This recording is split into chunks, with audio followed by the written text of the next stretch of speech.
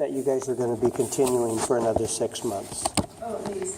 I had some things going on that were taking my time, and I don't want an answer tonight, but if the committee would consider bringing me back on board, I'd love to help serve. Of course, you've missed quite a bit of info, so we'll have to do that next week, but you would be next, you were, I think, an alternate, so you'd Yes. be a regular member. I would just have to check with management, I don't know the protocol on all that. Okay, well, it'd be up to you all as well, but I would like to be a part of the process. Great, thank you. Okay. Next. Could I? Oh, sorry. Okay, that's okay. I'm not done yet. Okay. Oh. Okay, so. We can't stop that long. Yeah, so there's 2 issues that I wanted to discuss. One is the deed restriction for 1922. I don't want you guys to forget that one. And I don't want you to forget the deed restrictions that the school district put on when they sold the pool back. I mean, it's very important that you guys keep that focused because they had a specific uses that were allowed as well. I just wanted to remind you guys of that. And thank you for what you're doing. Okay, here we go. Thank you for giving me this opportunity to present to you this evening. Some of you may know me and recognize me. I'm Kathy Ashcraft.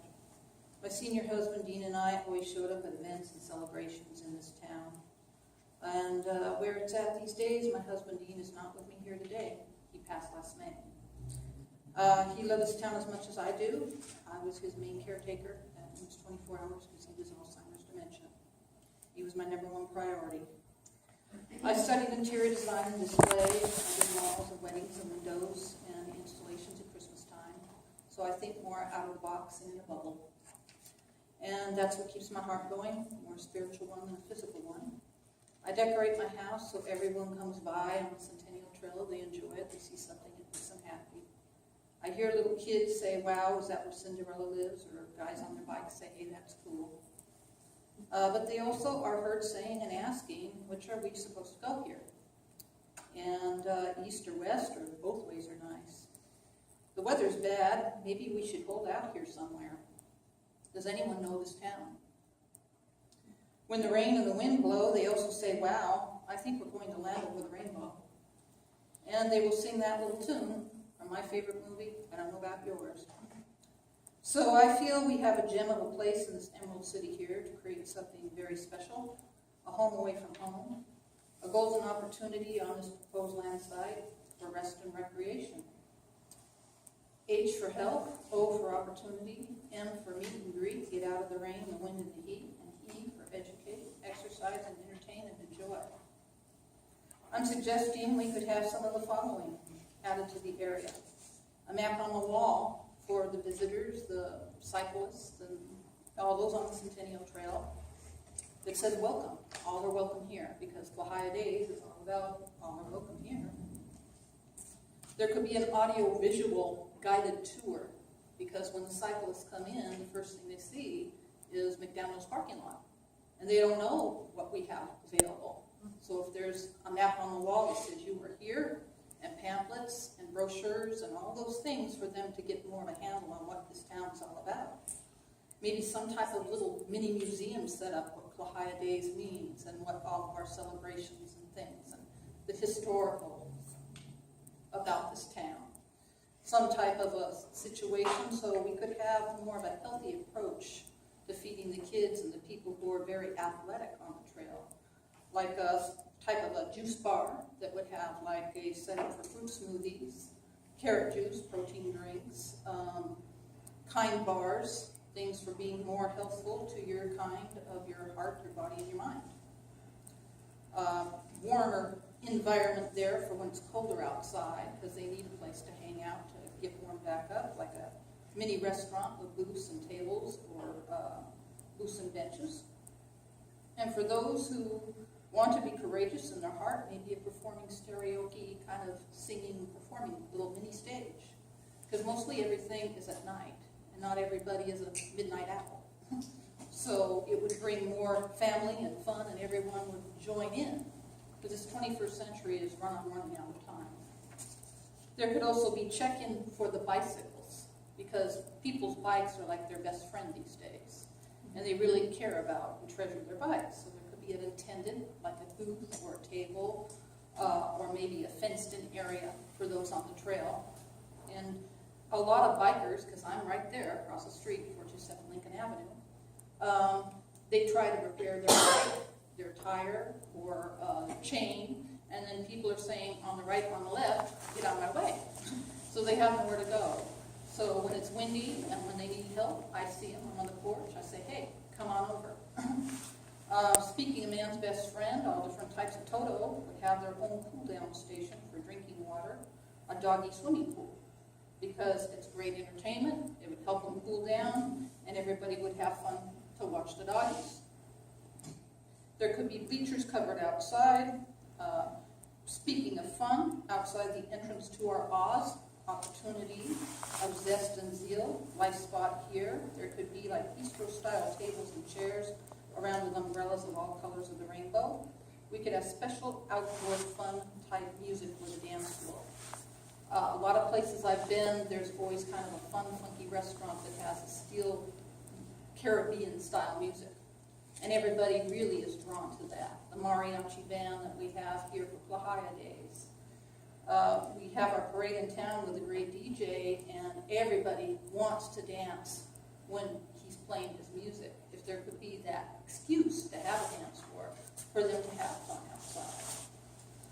And then speaking of bands, since I did so many weddings, it was the dream of every bride to find that right backdrop, like a white lattice gazebo out in front.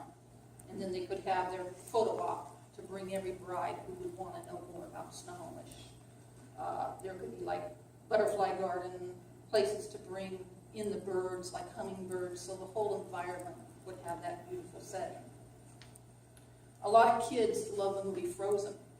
So if there was some type of a funky outdoor climbing like castle or something, they'd have an excuse to be physical, but they could also have their own kind of make-believe. For the younger generation, there could be like an outdoor window for the smoothies. So they would, on the skate park side, know more what natural and healthy food is. And on the ones who are on the main road side, they could have an outdoor to go to work or to their gym class or whatever, outdoor window. So Kathy, this is really wonderful. And, Right. Can I just ask you to? It's just about done. Right on. I'm slow Thank you. because I have a back piece of tooth that just broke off and it cuts my tongue every time I talk. Oh, no, that's the worst. So, It's the worst. but upstairs there could be some type of situation for a dance floor for people. And it would be an excuse to have the younger and the older all connect in the daytime instead of the nighttime. So as far as I'm concerned, we already have a hot air balloon company here. If we painted the trail yellow, we could follow the yellow brick road to our own type of Oz. We would want everyone in this area to have their own home away from home. Because like Judy said, in the land of Oz, there's no place like home. So that's my little bit I gave you. That was wonderful, thank you. Thank That's you. really creative. And many different opportunities for different types of merchandise. So, For everyone. would you mind if we kept your notes? I've got tons of them here ready for Oh. everyone's copy. Oh, if you don't mind, we'll scan them onto our website. Sure, that's fine. Okay. You bet. Thank you so much for that, really appreciate it. Anyone else like to speak? I would carry Clay. I would just like to say, personally, I think option 5 would be my first choice. I think there's nothing wrong with having more open green spaces. It could just be a really nice stopping off point when you're by the Centennial Trail.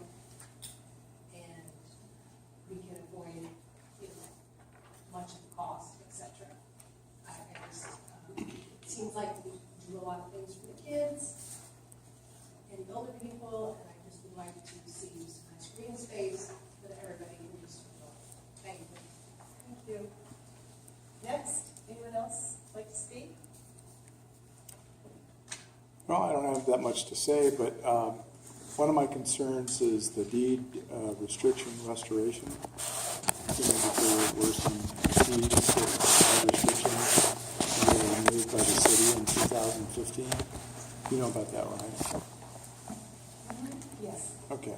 So the property that we're talking about has the deed restrictions in place. Okay, well, just for the larger park, I think it would be important to reassimilate the whole park as it was, and those deed restrictions should be put back in their original condition. Okay. Anyone else like to, is that it, Ralph? Sorry. Did you Yeah, the other stop thing is talking? just don't try to overbuild or try to do everything in one place. Keep it Just simple. keep it simple. Okay. Good advice. Anyone else would like to speak? Because we have 10 minutes. Okay, I just want to make sure I understand. So for our next meeting, Can I have one more comment? yes. Okay, thank you so much. One thing that I do think that the YMCA is absolutely a great option, particularly if you rehab the building, because they absolutely know how to operate pools, and they probably jump at that. But in terms of demolishing and building a building to hand over to a nonprofit or a for-profit, I think that that's going to be a hard sell, because there's already conversation about public monies going to nonprofits and that sort of thing. So it meant to mention it. So, for our next meeting, and I'll be calling Laura, will be helping with contact information